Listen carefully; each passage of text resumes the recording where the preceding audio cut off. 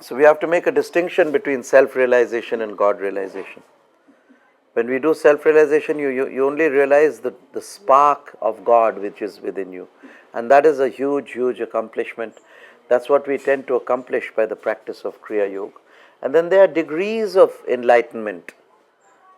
Degrees of self-enlightenment, finer and finer and vaster and vaster.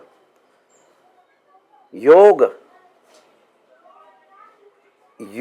is an inner ascent through ever more refined and ever more expanded spheres of mind to get to the spark of Godessence which lies at the core of your own being. That's what yoga is. Two people can say, I am self-realized, the other one will say, I am self-realized. But their self-realization will be of a different kind, of a different quality, of a different hierarchy. You are God to the extent you know God. जिसकी पहुंच जहां तलक है उसके लिए वही है तू प्रभु, उसके लिए वही है तू. जिसकी पहुंच जहां तलक. There's no gauging it. Each one is individual. जिसकी पहुंच जहां तलक है उसके लिए वही है तू.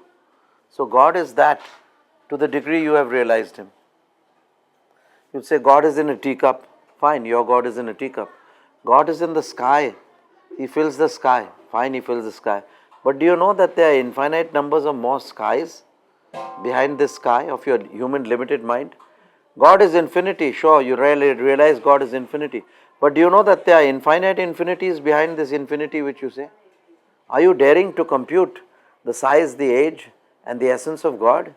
Toba, toba. Not me. So this is it. So humility is very important. All that I know is that I know nothing.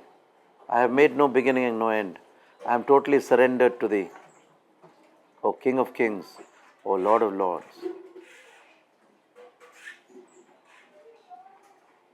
I am burning in my love for Thee, eternal infinite. I cannot rest in peace now till I do become Thy light. So this is very important to understand. That you have to still be stable in the realization that you are. Everybody is realized, but the extent of their realization differs from person to person. Then there are certain definite benchmarks of realization. They have given benchmarks in yoga. Like you have a perfect dharana, perfect dhyan, perfect sabikalpa samadhi. You see, in which you have vitarka samadhi. Then the highest next stage is vichar samadhi. Then there's ananda samadhi. And then there's asmit samadhi. This is 4. Then after that comes a greater samadhi. All of them together come under the category of sabikalpa samadhi. Then beyond that there is the nirvikalpa samadhi. Then there's the nirbij samadhi. Then there's the dharmameg samadhi. There are vaster and vaster degrees of ecstasy and constancy and consciousness.